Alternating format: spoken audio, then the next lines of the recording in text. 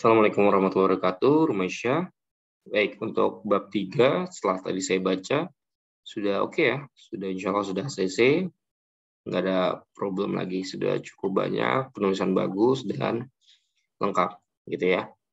Lalu untuk bab 4, oke, nah jadi ternyata ini setelah saya baca ya, bab 4 ini kamu ini ya apa ya, ada perhitungan dan sebagainya gitu ya, 4.2.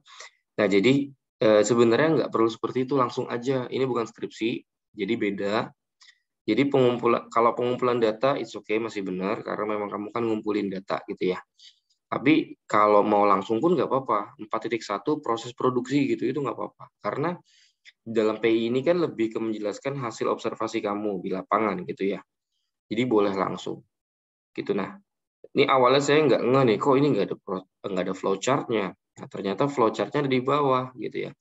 Nah, nanti berikutnya flowchart-nya itu nanti di atas.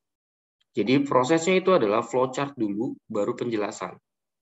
Gitu. Jadi kamu buat flowchart-nya, kemudian penjelasan dari flowchart tersebut, yaitu step by step-nya.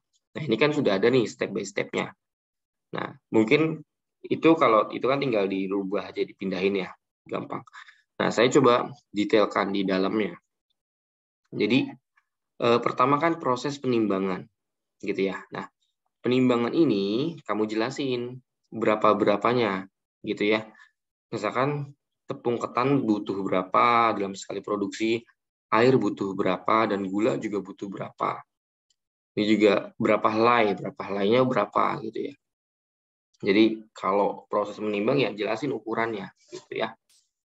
Lalu kedua adalah menyangrai, gitu ya. Menyangrai, jadi kayak di oseng gitu ya. Oke. Nah, ini proses menyangrainya berapa lama? Itu juga penting tuh. Itu ya agar diketahui. Gitu. Jadi pertama ini, lalu kedua proses nyangrainya berapa lama, gitu ya. Jadi karena kan biasanya ada indikatornya ya. Walaupun indikator sebenarnya bukan waktu, itu adalah tentang kering atau enggaknya, gitu ya. Nah, ini buatan air gula. Oke. Nah, jadi kan ketika proses penimbangan sudah tahu ukurannya, dalam proses ini ya tinggal dikasih tahu aja, gitu kan. Seperti itu. Lalu proses selanjutnya pencampuran air, ketan, oke, masih aman. Ini proses pemeriksaan ya. Nah, di proses pemeriksaan ini berarti perlu ada itu ya. Mungkin saya lihat tadi di flowchart ada proses pemeriksaan, cuman saya lupa di bagian mananya.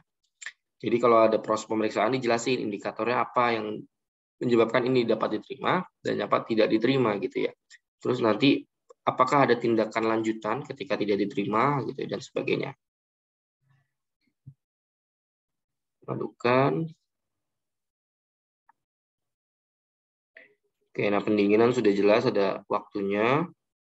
Nah, lalu ini proses pengisian, pemorsian dan pengisian. Nah, pemorsian itu kan ada ukurannya ya.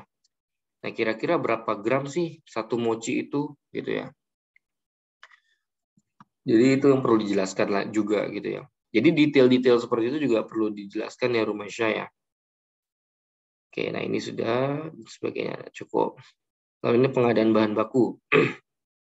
Ini juga sama. Flowchart-nya pun masukin ke dalam sininya Rumaisya. Flowchart pengadaan bahan bakunya. Jadi biar flowchart dulu, baru nanti penjelasan. Gitu agar lebih jelas.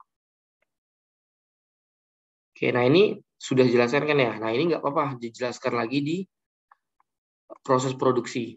Gitu. Berarti yang proses produksi kan lebih ke 1 sampai 5 gitu ya dalam proses penakaran tadi. Oke. Nah ini sama pemasok lokasi gitu ya.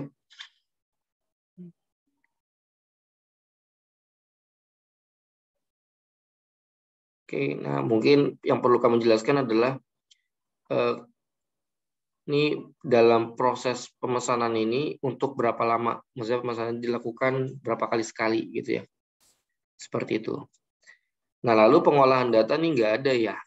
Karena kita dalam PI nggak ada ngolah data, kita hanya menjelaskan hasil observasi kita terhadap tempat KP kita. Gitu. Nah, ini saya bilang nih, diagram aliran nanti taruh di atas. Ini diagram aliran proses pengadaan juga taruh di atas. Gitu ya. Nah, yang maksud saya sesuai ini. Nah, kan, di pemorsian ya. Ini sesuai aturan. Nah, ini dijelaskan sesuai aturannya berapa gram. Biasanya kan pemorsian lebih ke gram ya. Berapa gram. Kalau kurang, gimana? Gitu ya. Berarti harusnya di ini aja. Saran saya jangan naik ke atas. Gitu ya. Tapi misalkan tidak, ini ada perlakuan khusus. Menambah atau mengurangi ukuran. Gitu ya. Jadi kan sebenarnya tinggal ditambah atau dikurangi, kemudian jika sudah selesai, lanjut ke pengisian. Lalu untuk ini, jadi dalam flowchart kita tidak ada mulai dan selesainya ya. Bisa dihapus nih juga. Nah, bahan baku cukup untuk produksi selanjutnya. Nah, ini indikatornya apa? Cukupnya itu ukurannya apa? Gitu ya. Nah, ukurannya adalah sesuai dengan, jadi kalau pendapat saya kan masuknya ke sini, dihubungkan ke sini. Nah, ini.